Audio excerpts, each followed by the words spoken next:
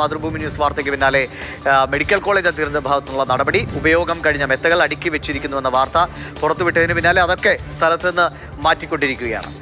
കഴിഞ്ഞ വെള്ളിയാഴ്ചയാണ് ഉപയോഗശൂന്യമായ മെത്തകൾ സർജറി വാർഡിനോട് ചേർന്ന് അടുക്കി വെച്ചിരിക്കുന്നുവെന്ന വാർത്ത മാതൃഭൂമി ന്യൂസ് പുറത്തുവിട്ടത്. നമുക്ക് ആദ്യം ആ ദൃശ്യങ്ങളൊന്ന് കാണാം. അതാ നോക്കൂ.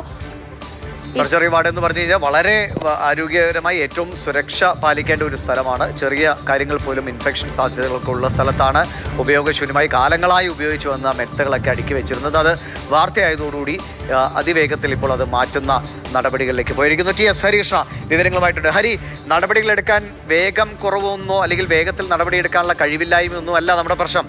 വേണ്ട എന്ന് വെക്കുന്നതാണ്. ഇപ്പോൾ പല കാര്യങ്ങൾ അറിയാം.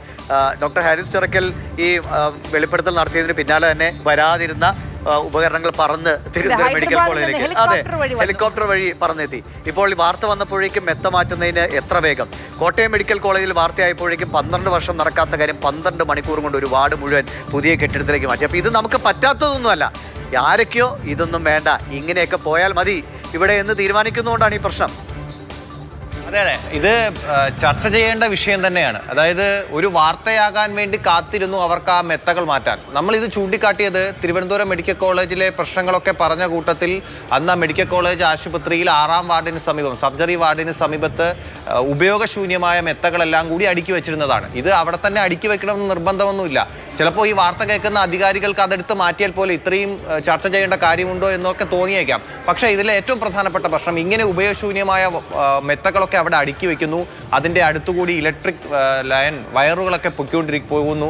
എന്തെങ്കിലും ഒരു അപകടം സംഭവിക്കുകയാണെങ്കിൽ പിന്നെ ആ അപകടം സംഭവിച്ചിട്ട് ഇതിന് പരിഹാരം കാണാമായിരുന്നു, അല്ലെങ്കിൽ ഇത് സൂപ്രണ്ടിൻ്റെ അടുത്ത് പറഞ്ഞിരുന്നു എന്നൊക്കെ പറഞ്ഞിട്ട് കാര്യമൊന്നുമില്ലല്ലോ. അതുകൊണ്ട് ഈ വിഷയം ചൂണ്ടിക്കാട്ടിയതാണ്. വെള്ളിയാഴ്ചയാണ് മാതൃഭൂമി ന്യൂസ് ഈ വാർത്ത കൊടുക്കുന്നത്. ഇപ്പോൾ ആ 6-ാം വാർഡിന് സമീപത്തുള്ള മെത്തകളെല്ലാം തന്നെ മാറ്റിയിട്ടുണ്ട്. നല്ല കാര്യം തന്നെയാണ്.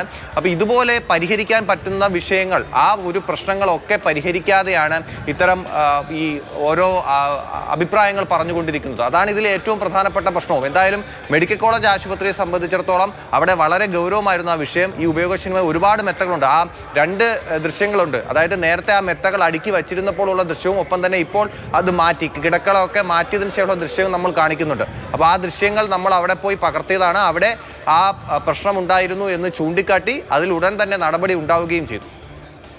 ശരി, അപ്പോൾ ചെയ്യാൻ കഴിയാത്തതല്ല, കഴിവുണ്ട്, അതിനുവേണ്ട സംവിധാനങ്ങളുണ്ട്. മറ്റേ ഈ സിസ്റ്റത്തിന് പഴിക്കാൻ വേണമെങ്കിൽ സിസ്റ്റമാണ് ഇവിടെ എല്ലായിടത്തും പ്രശ്നം. സിസ്റ്റത്തിന് കാര്യമായ എന്തോ തകരാറുണ്ടെന്ന കാര്യത്തിൽ ഒരു സംശയവുമില്ല. ഇപ്പോൾ നമുക്ക് വാർത്ത വരുമ്പോൾ വാർത്തകൾ ചെയ്യുന്നതിനെയും വിമർശിക്കുന്നുണ്ട് കേട്ടോ. വാർത്തകൾ നിങ്ങൾ ഈ നമ്പർ 1 കേരളത്തെ ഇകഴ്ത്തി കാട്ടാൻ ശ്രമിക്കുകയാണ് മാധ്യമങ്ങൾ എന്നാണ് പറയുന്നത്. ഈ ദൃശ്യങ്ങൾ കള്ളം പറയുകയില്ല. ദൃശ്യങ്ങളിലൂടെ നമുക്കൊരു വാക്കുപോലും പറയേണ്ട ആവശ്യമില്ല. ആ ദൃശ്യങ്ങൾ പറയുന്നുണ്ട് എന്താണ് നമ്മുടെ ആരോഗ്യ രംഗത്തെ അവസ്ഥയെന്ന്, എന്താണ് ആരോഗ്യ കേരളത്തിൽ നടന്നുകൊണ്ടിരിക്കുന്നതെന്ന്. ഒറ്റപ്പെട്ട സംഭവങ്ങളല്ല. അങ്ങ് കാസർഗോഡ് മുതൽ ഇങ്ങ് തിരുവനന്തപുരം വരെ എന്തൊക്കെ മെഡിക്കൽ കോളേജിൽ ഏതൊക്കെ താലൂക്ക് ആശുപത്രികളുടെ ദൃശ്യങ്ങളാണ് ഇപ്പോൾ കഴിഞ്ഞ 2-3 ദിവസങ്ങളായി നമ്മൾ കണ്ടുകൊണ്ടിരിക്കുന്നത്. അവിടേക്ക് എത്തുന്ന രോഗികൾക്കല്ല, ആ ആശുപത്രികൾക്കാണ് ചികിത്സ വേണ്ടതെന്നാണ് സത്യാവസ്ഥ.